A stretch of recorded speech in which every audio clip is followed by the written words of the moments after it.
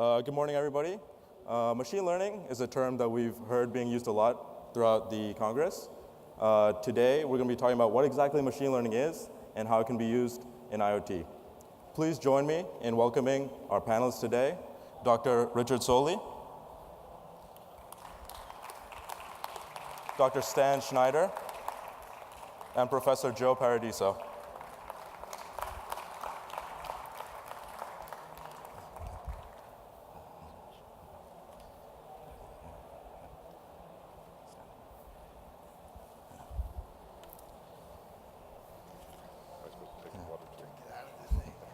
So why don't we get started with each of our panelists giving a quick intro on who they are and a little bit about their background in AI and machine learning. Sure. Thanks, Suraj. I have to tell you, having been in this industry for about 40 years, how surprising it is to be back in the AI industry. Generally, when we reinvent technology in this industry, we give it a new name. But when AI was reinvented, it was given the name AI and machine learning, but we called it in the early 1980s as well.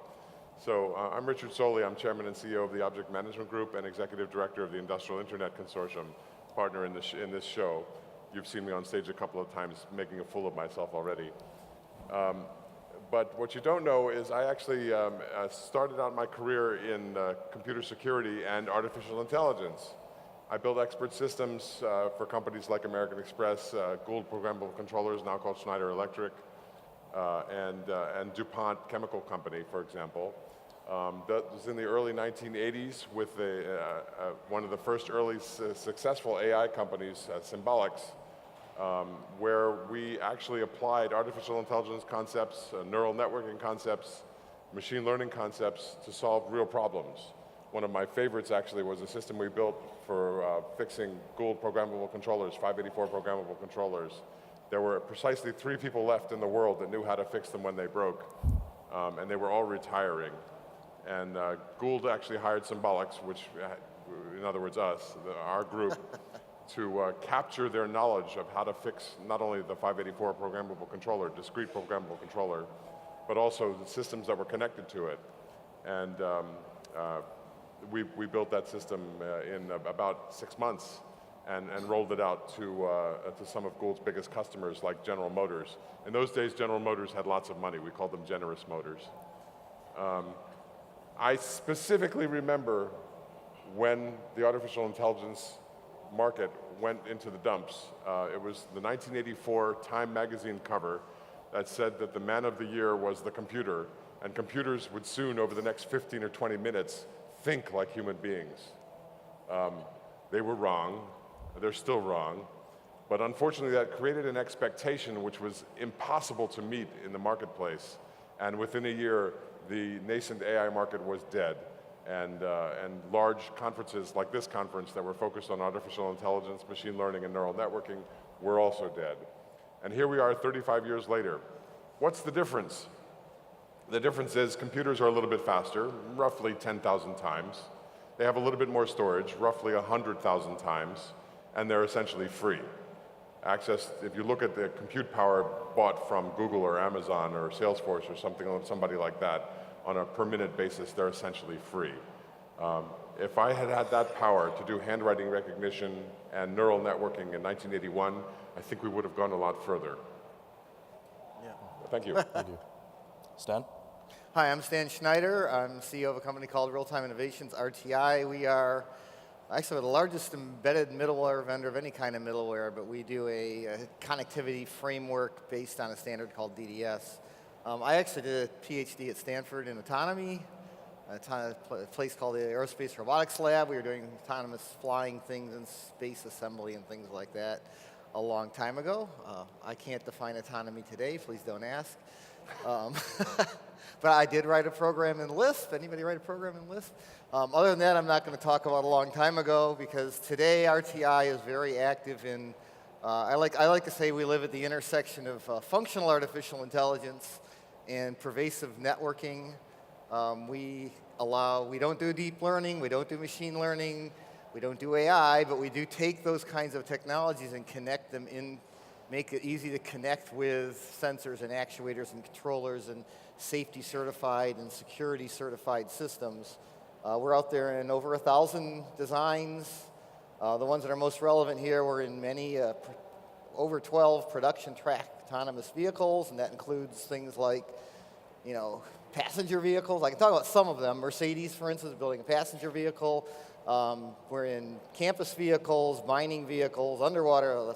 Those aren't, I don't count those as part of the 12. Underwater vehicles, still flying things. The Airbus is building a flying car. It's actually a production track program as well. And we also do intelligent medical systems. GE Healthcare is a big customer, taking things like respirators and ventilators and oximeters and ECG monitors, which today all are separate devices that don't even know they're connected to the same patient, and connecting them together and adding in an intelligent module that can analyze patient data in real time and figure out what they can do to help the patient have a better outcome. We also do a lot of intelligent power grids. We run the microgrid testbed at the IIC, for instance, which is an attempt is a design for taking intelligent networking systems and connecting them with solar and wind and storage and building a system that's much more resilient and robust in the real world. I think, I'm also on the steering committee of the IIC. I am the chair of the IIC's testbeds subcommittee, the IIC steering committee subcommittee. I have a lot of experience with many different areas. Thanks, Dan. Joe? I'm Joe Paradiso. I'm a professor at the MIT Media Lab, and I run the responsive environments group there. We look at how sensor information everywhere connects to people in many, many different ways. We've been doing IoT things now for 2 decades or so, back when we called it ubiquitous and pervasive computing. Some of you may remember those words. If you saw my keynote on the first day of the conference, you probably know about what my group is doing now. AI has impacted my career in different ways at various times. I did my PhD actually at MIT as well, but in high energy physics. And my first playing around with AI at that time was neural nets for fast triggering for detectors at the Large Hadron Collider, or at the SSC actually, before there was this thing called the SSC before we went to the Large Hadron Collider in Texas. So I was working on triggering architectures for that using layered neural net kind of structures. But then I went to the Media Lab and did a lot of work with gesture recognition, because we're making all kinds of gestural sensors for free gesture, gestures with wearable sensors, things like that. So way back in the late 90s, early 2000s, mid 2000s, we did a lot of work with pattern recognition, kind of standard AI for gesture recognition, various sorts. One of my students or postdocs just did the gesture recognition toolkit a few years ago that a lot of people use, mainly for musical interfaces, again, gesture to action kind of responses. It uses a lot of machine learning techniques. Right now, we're doing work you saw in the talk where we look at how people react to what environments do. We have the room that changes projection, changes lighting, and we see how people react. We use lots of inference, basically, on the sensor data coming from people to determine that.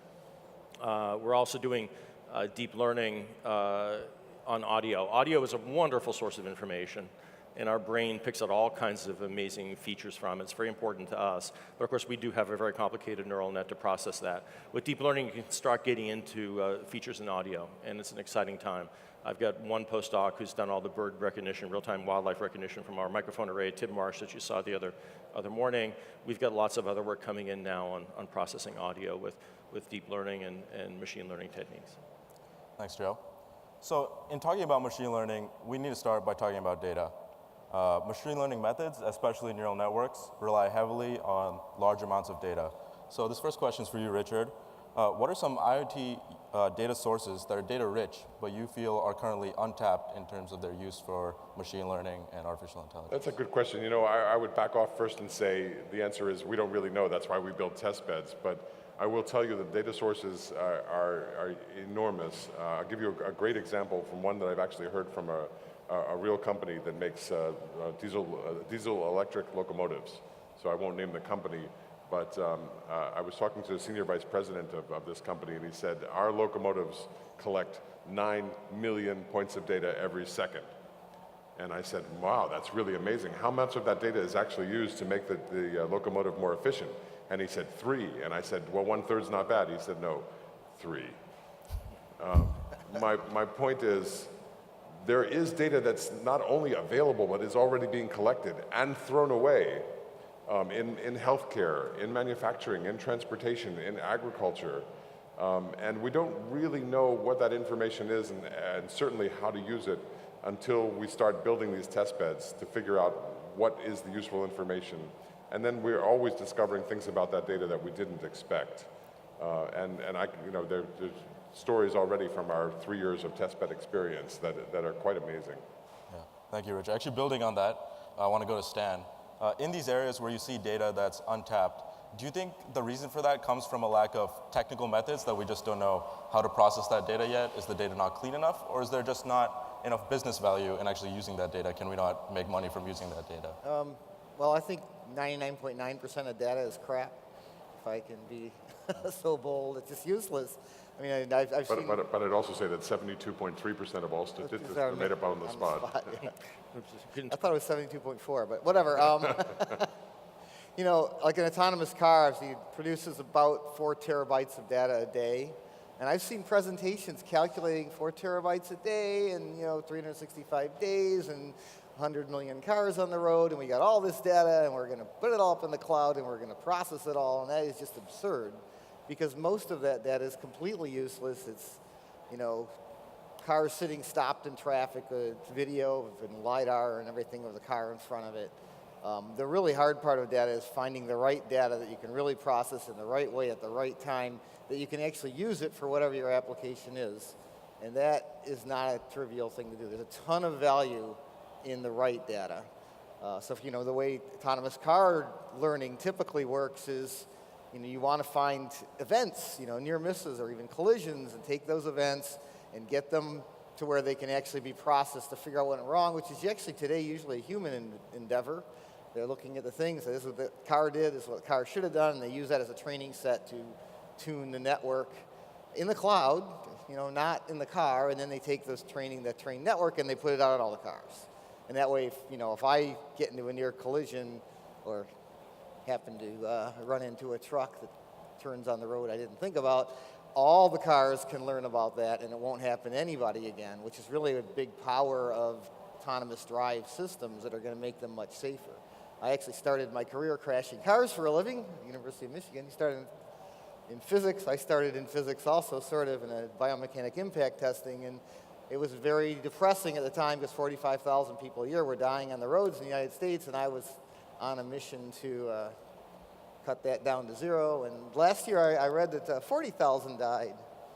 So we've gotten better incrementally. There's more miles being driven now, but it's an incremental improvement. That's because, despite multi-stage airbags and electronic stability control and belt pretensioners and crush zones and anti-drinking laws and distraction laws and on and on and on. There's entire industries built around some of these things, and it's incremental change. But drivers cause 94% of all collisions, and autonomous drive systems can learn faster, react better, be safer.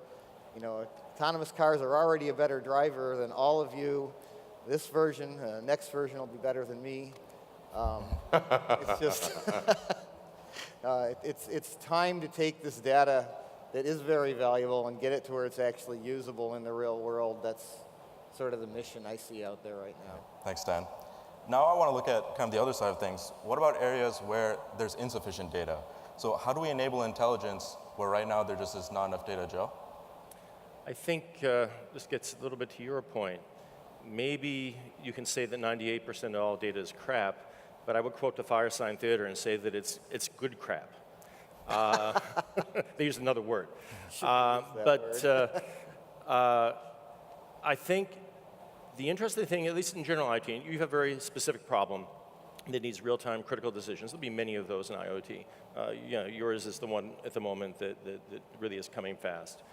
So you have to know absolutely what you're doing as best as possible and do the right thing. But I think if you look at generic IoT, it's not so much the sensor data that's all that interesting by itself. It's the data between the sensors, right? you want to, the sensors are driving models. They're anchoring models. They're telling you many, many other things besides what the sensor itself is saying. And we used to build estimators for space vehicles at Draper Lab when I was there. And you drive these things with parameters and you have an optimal model, maybe use a common filter, you could use machine learning, who knows what. And it's projecting out other parameters that are really of interest to you. So the sensors drive the model you can begin to project down many, many different ways. We have an example at the Media Lab with air quality, where we're got lots of air quality sensors. You can buy cheap ones. You see examples here. Lots of the vendors here have talked about them. But cheap air quality sensors generally are heavily leveraged by other parameters. It could be humidity, it could be temperature, it could be wind. You have to measure other things. And you may not be measuring it, but other sensors are. You could even use traffic and weather information. You bring this together, use your air quality sensors that you're posting, and project that data down. In the age of citizen scientists, everybody's going to be measuring something. It could be air quality, it could be their wearable sensors, could be quantified self, it could be their smart home. As that data starts to be shared, you have a big model that can project out things like quality of air, different things about the environment, things that are important. And those are going to be between the sensors, not that actual value, but what that value implies. And then I think for IoT, it's going to be context driven, right? That's the hard part about ubiquitous pervasive computing, what now is IoT. We worked for years to try to build models of what's happening in an environment. It was someone's in a room doing things at home, smart homes. They had many, many projects, trying to build inference engines to figure out if you're cooking or if you're just watching TV, what are you doing? The real world is noisy, and it's really hard to bootstrap these things. I had a student actually that on his committee was Marvin Minsky and Jerry Sussman, very difficult committee. He got his PhD to his credit. But he was trying to do at first these kind of self-bootstrapping engines. They have some labeled data, then you have generic data, people turning on switches, doing things, and try to build generic models. Very hard back then. Now we have a lot of data, we have much better learning algorithms, deep learning, so on and so forth. This is going to come to bear on context in the general case, and that's going to make a big change. It's funny that you mentioned Marvin Minsky because I like Stan's point of, I don't know what is AI. Marvin had a great definition of AI. When artificial intelligence is anything that a computer can do that you didn't think a computer could do. I love that definition because when I took an AI course in the I don't remember what year, Patrick Winston actually taught quicksort as an AI algorithm. It was like, yeah, I remember. I read Pearl's book, and I thought that was AI at one exactly. point, too. Yeah. Great, thanks. So now I want to move on to the algorithms, which personally I find to be the most exciting portion of this. I want to talk about deep learning. It's a buzzword that many of us hear a lot. So first, for the members of the audience who might not know exactly what deep learning is, generally refers to neural networks that have many layers. Each additional layer provides an additional level of abstraction you can think of. The deeper you go, the higher order functions that you can approximate, the more complex relationships you can model. However, these deep networks have large data requirements and can be very complex to train. So I want to ask you, Richard, what are some of the challenges you foresee in integrating deep learning into a real-time IoT pipeline? Yeah, well, so you're asking somebody with shallow learning about that question. The problem with deep learning is exactly the same problem that neural networks had 35 years ago, and that is nobody understands, right? I'll get an answer. After I train a neural network, it might do a really good job of recognizing a boat or of driving a car or whatever, but it can't ask it, how did you make that decision? It has no idea. It's a stochastic process, essentially. And that's a problem integrating it into any system, IoT or otherwise, right? How do I find out why a neural network, why a deep learning system, sorry, that one did get a new name, why a deep learning system gave me the answer it gave me? That's a pretty serious problem. At least with a forward and backward chaining expert system, such as we build today or such as we built in 1981, you could ask it, what was the sequence of rules that fired? What was the sequence of decisions that were made in order to do this? But if you ask a neural network, how did you decide to turn left and kill the baby instead of the old lady when you turned right, it's only going to say, well, it went through this neuron, it went through that neuron, it went through this neuron, and it went through that neuron, and they were weighted the following ways. It means nothing. And that's a pretty serious problem in terms of integration and trying to understand what a system does. I agree completely. There's many risks. That actually brings me right to my next question for Stan. What are the risks when there's no way to understand exactly what these neural networks are going to do? And in fact, recent studies have shown that you can actually feed a malicious input and very easily trick a deep network. you can fool them incredibly easily. So what are the associated risks, especially when you have no idea what's going on? Yeah, so it's absolutely true that you can have malicious input into a deep learning module. You can have malicious input to any module. Security in general, there's a concept called the defense in depth, where you have to have layers of security. And typically you'll see things like, the first layer is what I call eggshell security, firewalls or air gaps, which is actually pretty easily traversed if you're clever with USB sticks or insider attacks. And then, then there's host level security, where you can at least have passwords on your your Linux boxes in the car or whatever, and lockdown whitelisting and that kind of stuff. And then there's what I call pipe security, layer 2, layer 3 networking security. DDS actually allows you to have another layer that we call data flow security, because we actually are controlling the sending of information to individual things. So my answer to you is yes, it can be compromised. I don't know that it's any easier to compromise intentionally than other things. It has an even a bigger risk. It's more of a safety risk than a security risk, in that, to Richard's point, it can do things you don't expect for reasons you don't understand. And therefore, from not a security standpoint, but a safety standpoint, you also have the same kind of concept of layers of safety. And, for instance, an autonomous vehicle, I keep bringing up that example, if the vehicle's braking and steering, and fundamental reaction to not hit something else on the road is intact and not dependent on the AI that's deciding you're going to go to Walmart, it doesn't really matter if you get to Walmart as long as you get somewhere alive. And so that safety certification of deep learning, for instance, is now nowhere on the horizon. But that doesn't mean you can't have deep learning as part of a control system of a safety certified vehicle, as long as it's properly isolated from the rest of the vehicle. It's something we're working on very heavily in many different areas. So it's really about defense in depth for security, and safety in layers in safety. You can't assume these systems are safe. You can't assume they're secure, and you absolutely can't assume you even understand them. So it's an important thing to be able to understand how you can deal with a world that isn't always predictable, especially for systems that are in environments that aren't predictable, unpredictable things. I think that was an animal research thing. Under carefully controlled lab environments, so a lab animal will do as it damn well pleases.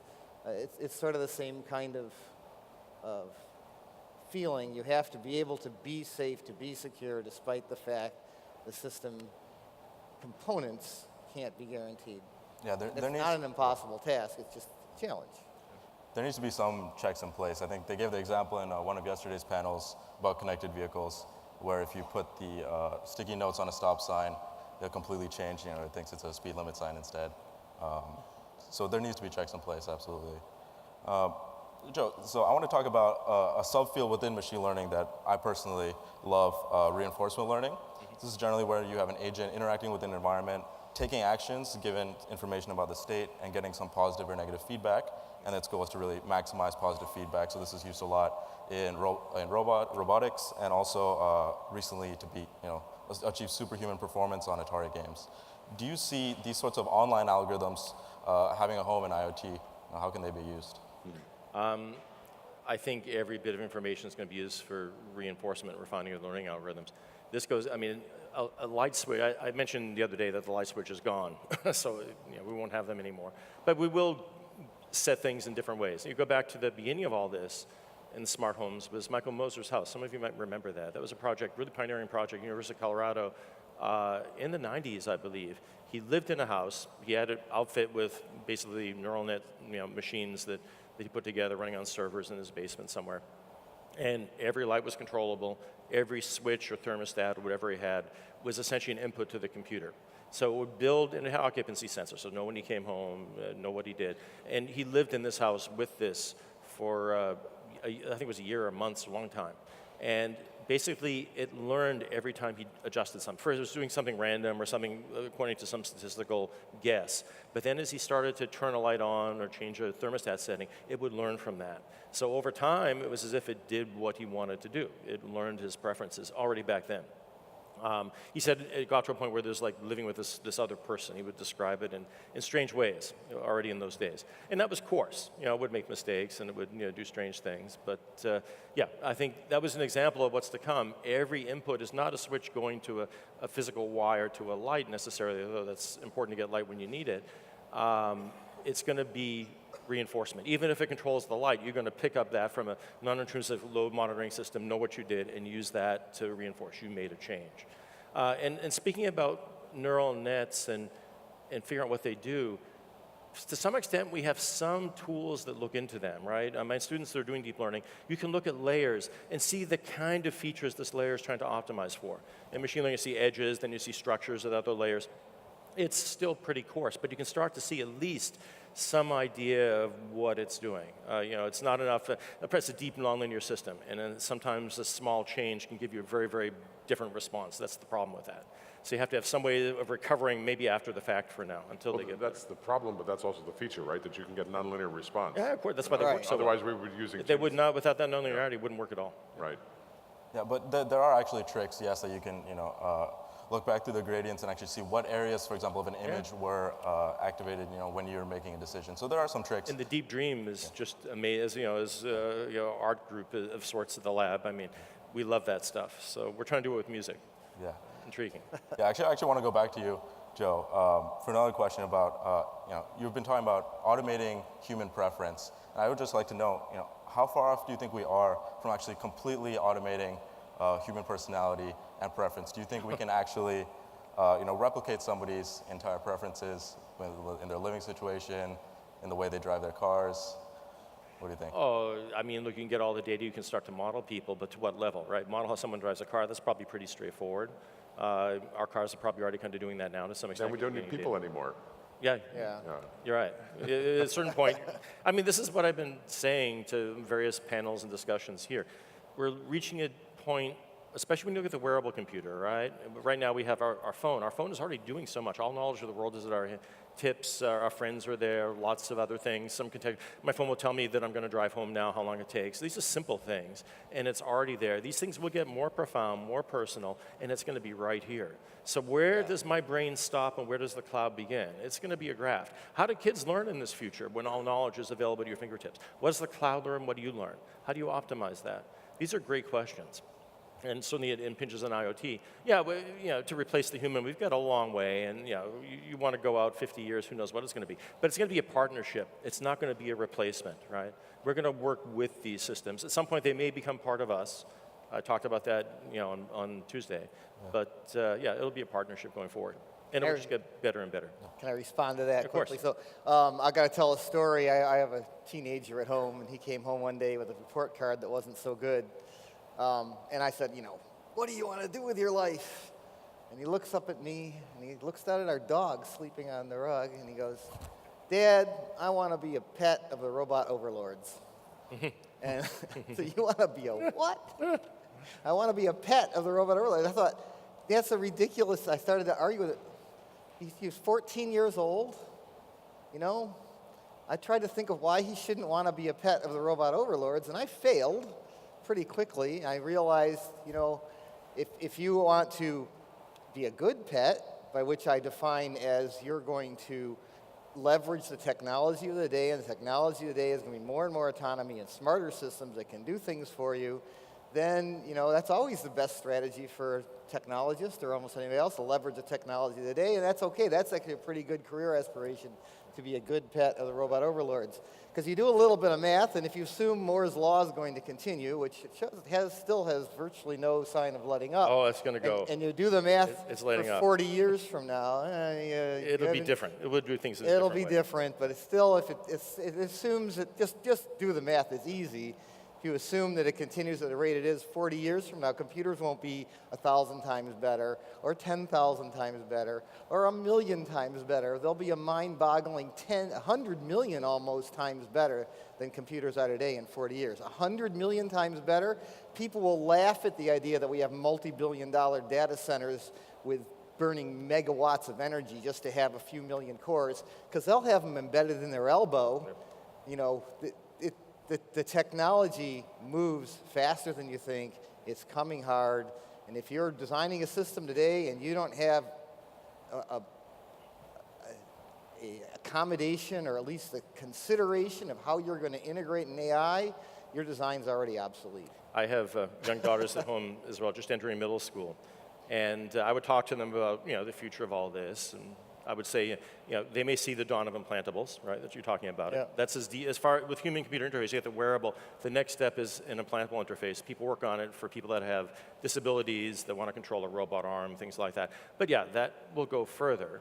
And that's the edge of what we can see. They don't like that idea. Oh, I don't want a chip in my brain. But they're getting to the point where they haven't figured out math yet. They don't like math. I'm trying to tell them math is good. No, we don't like math. And then I said, well, maybe the chip in your brain will do that. Oh, okay, that's a good idea. Computers will do what they're good at. We do what we're good at. I have to say we're dangerously close to that 1984 Time magazine cover because you're promising things. I'm glad you said 50 years out because. This is not around the corner. No, it's not. Even the chip in the brain. No, Certainly, chip in not my around brain the is not corner. around the corner. Yeah, Chip in my elbow, closer. maybe. Right, the elbow's much. But I talked to people that, John Donahue, who is on our advisory board, the guy at Brown is doing this, and these guys are almost shocked by how fast progress is going. So that's a little, almost alarming, right? Yeah. I don't want to repeat time, but I'm willing to make some predictions. You can look at the world and see some things that are coming. I don't think cell phones are going to be around and the most common personal computing technology in 20 years. I mean, every technology has a lifetime. Anybody here work for Google? All right, Google's going down. Google's business model is based on the idea that they show ads to people and people are influenced by the ads and change. But as artificial intelligence are already out there, algorithms get better and better at being a personal shopping experience. I'm an expert on things like tire tread weight rates for cars and sound bars for televisions. I don't want to know how a sound bar for television. I want one that works well in my room, and I want an AI that has bought 1 million of them in the last 2 weeks to choose one for my living room. That is coming fast, and the problem with those AIs is they don't look at ads.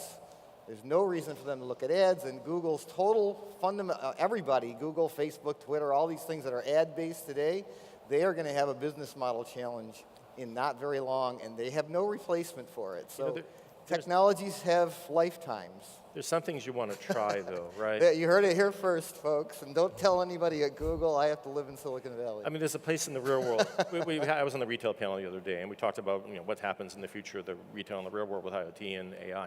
And I agree, we tend to rely on crowdsourcing and suggestions. That influences us to some extent. But there are things like audio. I want to hear the speakers before I buy them, because I don't trust these people. Who are they? I don't know. But Stan says the AI is going to do that for you. You don't have to worry about it. Maybe. But I just bought a Swedish keyboard that I've been wanting for years. Normally I would go to the music store and try it, see how it feels. Swedish keyboard. Yeah, this is a good one. It's the one all the rock performers use, the Nord Stage. I found they have a new one out, I had to get it. But normally I want to see how that keyboard feels. I go to the music store, I try it, and I buy it from them. But one of my students has one, so I tried hers, and I just bought it online. But yeah, for those things, you want to experience them physically. But you're an expert. So I bought a Sonos soundbar. Sonos has an app on an iPhone that you can turn on and walk around your living room or where you usually sit, and it will take a sample of the sound and reconfigure the speakers to fit the sound characteristics of that room. That's a wonderful thing. I could never do that. And I'm not enough of an expert to know how to do that or what even I like, but once you hear it, it sounds, wow, that does sound better. I never would have been able to do it.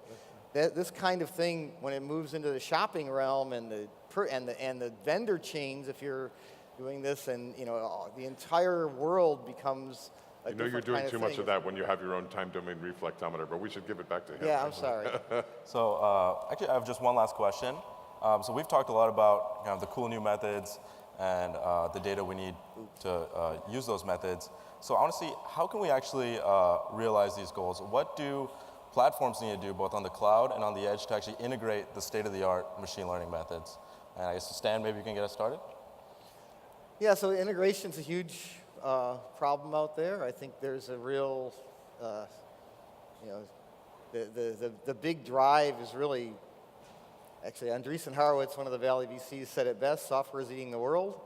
I do think software is becoming a bigger and bigger part of everything out there as opposed to hardware. Jeff Immelt, GE CEO, also said that if you go to bed at an industrial company, you wake up tomorrow with a software analytics company. It's completely true. It's terrifying. It wipes out vendor chains. In the automotive market, the whole tier one OEM vendor relationship is being torn apart by the fact that the software integration is suddenly very important, and the software integration has to be done by the OEM, and that was, most software in cars comes from the tier ones today. That's changing. It's a huge flow throughout the industry, and AI makes it much worse. Richard or Joe, you want to add to that? Yeah, I mean, it's exactly the problem. I like the quote also, software is eating the world, but the reality is people are dealing with that integration problem, and they will deal with that integration problem over the next few years because they have no choice. Yeah. Well, we all know that you've got to do a lot of computing at the edge because while you may have ubiquitous connections to the internet, you don't necessarily have the bandwidth you need to get all that huge amount of data back to where you want it to be. So I think that's happening already. You see solutions from Google, even if they're going down, and others that are starting to put edge intelligence in devices because they have no choice. There just isn't the bandwidth back to the cloud. Great. Well, thank you all so much for your time. How about a round of applause for our panelists?